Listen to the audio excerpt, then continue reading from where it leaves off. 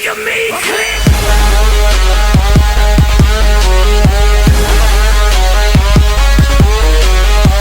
दिखाना चाहता हूं, उसके बाद में अपना जो है मुद्दा ओपिनियन जो है रखना चाहूंगा। तो सबसे पहले आप यहां पे देखेंगे हरियाणा विधानसभा 52 दिन पहले यहां पे भंग हो चुकी है और ये देश में ऐसा पहला मामला है जहां पे संवैधानिक संकट आया। संवैधानिक संकट क्या होता है दोस्तों? 3 सत्र होते हैं, ठीक है। हर सत्र के बीच में 6 महीने से ज्यादा गैप नहीं होना चाहिए और यहां पे आप देख सकते हो कि 6 महीने से ज्यादा गैप हो गया, ठीक है भैया। 13 मार्च 2024 को पिछला विधानसभा सत्र बुलाया था, उसके बाद मानसून सत्र इनको बुलाना था, लेकिन ये ऐसा नहीं कर पाए 12 सितंबर तक। एक बात आप समझ लीजिए दोस्तों, यानी जो मौजूदा सरकार थी उनको खुद की सरकार की कोई परवाह नहीं थी, क्योंकि बहुत सारे जो नेता थे उनके पार्टी छोड़ छोड़ के जा चुके थे, जो गठबंधन था वो भी टूट चुका था, तो वहां से भी बहुत सारे मतलब एक प्रकार से नेता दल बदल कर रहे थे। तो सरकार को ऐसा लगा कि अब कुछ फायदा नहीं है इस चीज को कंटिन्यू करने का, तो सत्र ही नहीं बुलाया, ठीक है दोस्तों। जबकि संवैधानिक तौर पर देखा जाए तो अभी सरकार के पास 52 दिन का टाइम बाकी था, ठीक है भाई।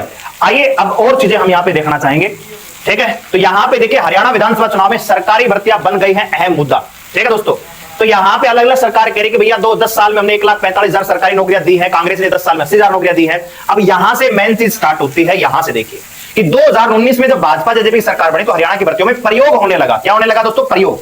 सीईटी के नाम पर पहले से जारी भर्तियां वापस ले ली गई, यानी जो पहले से भर्तियां चली आ रही थी। आपको पता है कि पटवारी ग्राम सचिव की जो भर्ती है ना 2015 से आ रही है और हर बार इनका पेपर हो जाता है। हर बार बच्चे को यह लगता है कि इस बार मेरी रिजल्ट ज्वाइनिंग आ जाएगी, लेकिन आप लोग कुछ लोग तो ऐसे कह रहे हैं कि ये कांग्रेसी है, ये भाजपा ही है, कुछ लोग कह रहे हैं कि ये अपना कोर्स बेच रहा है, कुछ लोग कह रहे हैं कि इसको भर्तियां नहीं करवानी है, कुछ लोग कह रहे हैं कि इसका फिजिकल पास नहीं हुआ है, कुछ लोग कह रहे हैं इसका सीईटी स्कोर कम है। भैया ऐसा है कि जब तुम मतलब तैयारी करने की सोच रहे थे ना, उस समय मैं गवर्नमेंट सर्विस कर चुका हूं, ठीक है दोस्तों।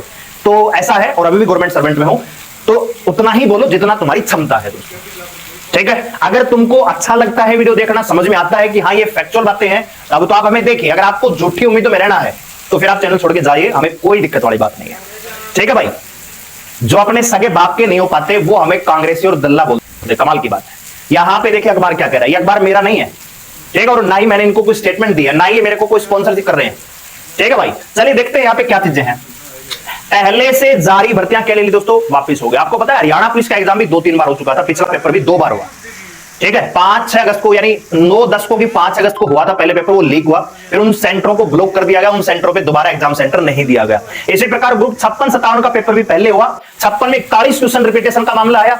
तब भी लोग कह रहे थे, तब भी ज्ञान, पता है ज्ञान बहुत ज्यादा हरियाणा के युवाओं में, मतलब इतना ज्ञान भरा पड़ा है, इतने टेक्निकल लोग हैं कि जम्मू कश्मीर में पेपर होगा तो अगर वहां पे पेपर लीक होगा ना, उसका मामला हरियाणा से जुड़ा, एक्सपर्ट तो ये बात माननी पड़ेगी। लेकिन जब खुद के हकों की बात आती है तो बिस्तर में घुस जाते हैं, तब वो बाहर नहीं निकलते, ठीक है भाई। तो ये चीजें हैं, ठीक है।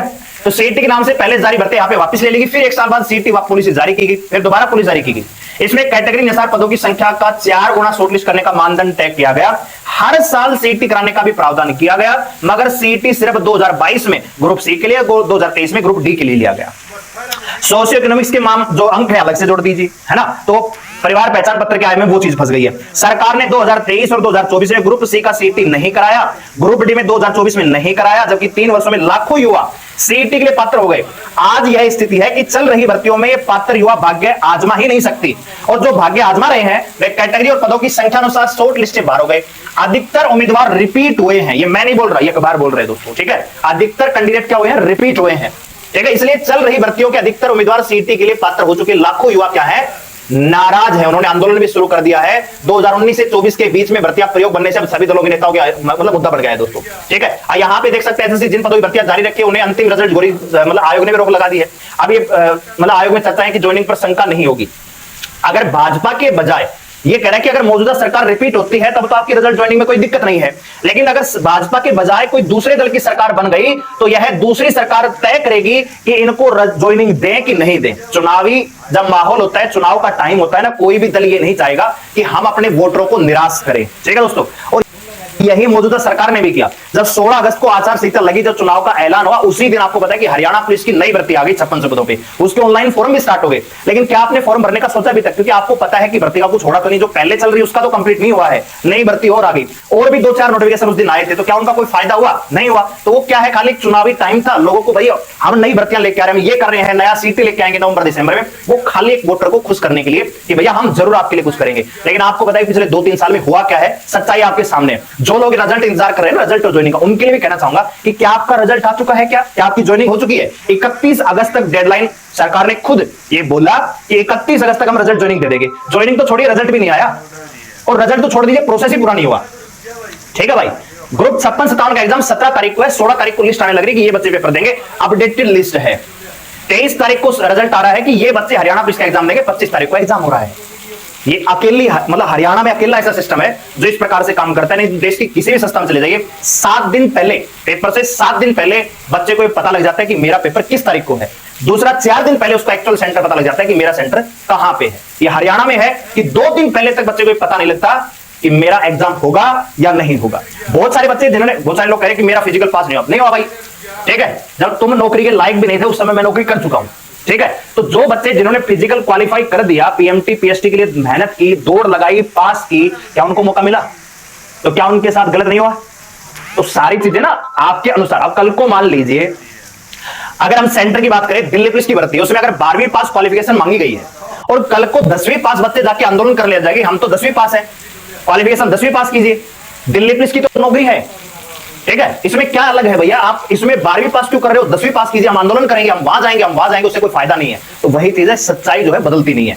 ठीक है भाई, आगे देखिए यहां पे क्या कह रहा है। वैसे युवा यह भी मांग करते रहे हैं कि सीईटी क्वालिफाई नेचर का होना चाहिए, सभी सीईटी पास को भर्तियों में मौका मिलना चाहिए। यह मांग भी सरकार ने नहीं मांगी। अब एचएससी कह रहा है कि अक्टूबर से दिसंबर 2024 के बीच में सीईटी होगा, मगर यह तो अक्टूबर में बनने वाली सरकार तय करेगी ना कि सीईटी होगा कि नहीं होगा, तो सरकार तय करेगी। अगर भाजपा सरकार रिपीट हुई तो सीईटी में संशोधन करना पड़ेगा, सीईटी क्वालिफाई करना पड़ेगा, और उसके बाद ही सीईटी होगा।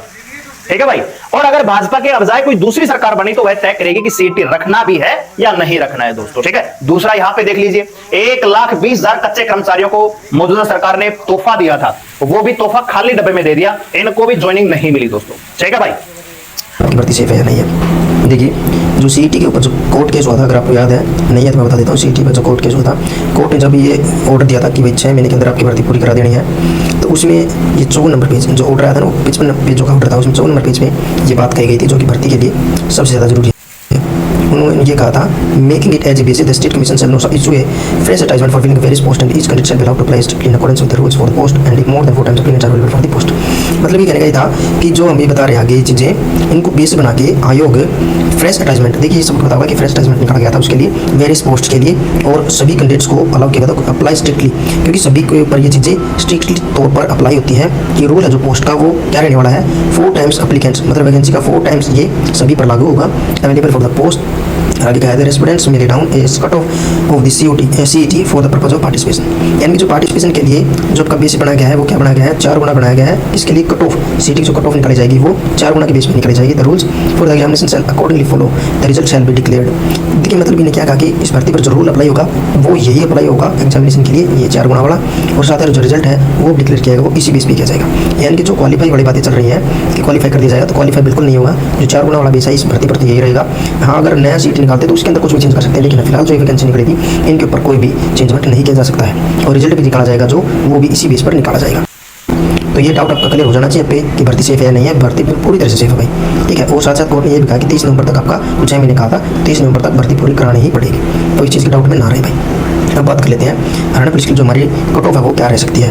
तो सबसे पहले आपको ये जानना जरूरी है कि आपके जैसे कि एग्रीकल्चर है, कंप्यूटर है, ये एक ऐसे टॉपिक थे पेपर के अंदर जिसमें अच्छे क्वेश्चन पूछे गए थे, जहाँ पर तुक्के लगाए हैं बहुत सारे कैंडिडेट्स ने, क्योंकि 3 से 4 क्वेश्चन यहाँ पर ऐसे थे अच्छे लेवल के, और 6 से 7 क्वेश्चन ऐसे थे यहाँ पे पाइथन है, प्रोग्रामिंग के क्वेश्चन है, और ठीक है, और ये क्वेश्चन बहुत अच्छे लेवल के थे। मैथ का है, मैथ बहुत ईजी था, फॉर्मूला बेस्ड था, जिसको फॉर्मूले पढ़े रखे होंगे वो आराम से कर लिया, क्योंकि टाइम बहुत था, 105 मिनट में आपका एग्जाम करना था, तो टाइम बहुत था आपके पास। रीजनिंग के अंदर बहुत आसान प्रश्न थे। ये आपका हरियाणा जी के, हरियाणा जी का तो आप पूछो ही मत, इतना आसान प्रश्न पूछे गए थे। अगर किसी नौकरी के 2 से 3 दिन में पढ़ा हुआ तो प्रीवियस ईयर कब भी कर लिए होंगे ना, वो भी आराम से कर लेगा भाई। रही बात जीएस के अंदर भी अच्छे बहुत ही ईजी क्वेश्चन थे, साइंस को छोड़कर साइंस के कुछ अच्छे क्वेश्चन थे, और ऑल ओवर आपका जो पेपर है बहुत ही ईजी और बहुत ही मॉडरेट।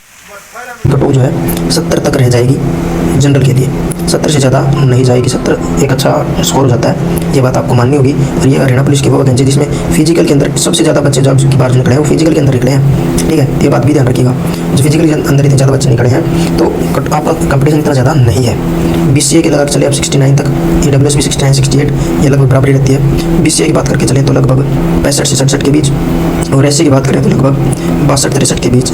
ये बात नहीं, जो हम बात करिए ये क्वेश्चन के बीच में करिए भाई, क्वेश्चन इतने क्वेश्चन ठीक हो तो ये आपकी कट ऑफ रह सकती है। और वहीं अगर गर्ल्स की बात करें इन्हीं कैटेगरीज में, तो हर एक में आप 2 से 3 बढ़ा कर चलें भाई, घटाना नहीं बढ़ा के चलना है, क्योंकि फीमेल्स के अंदर जो कंपटीशन है वो ज़्यादा रहेगा। तो फिलहाल कट ऑफ के लिए यही था।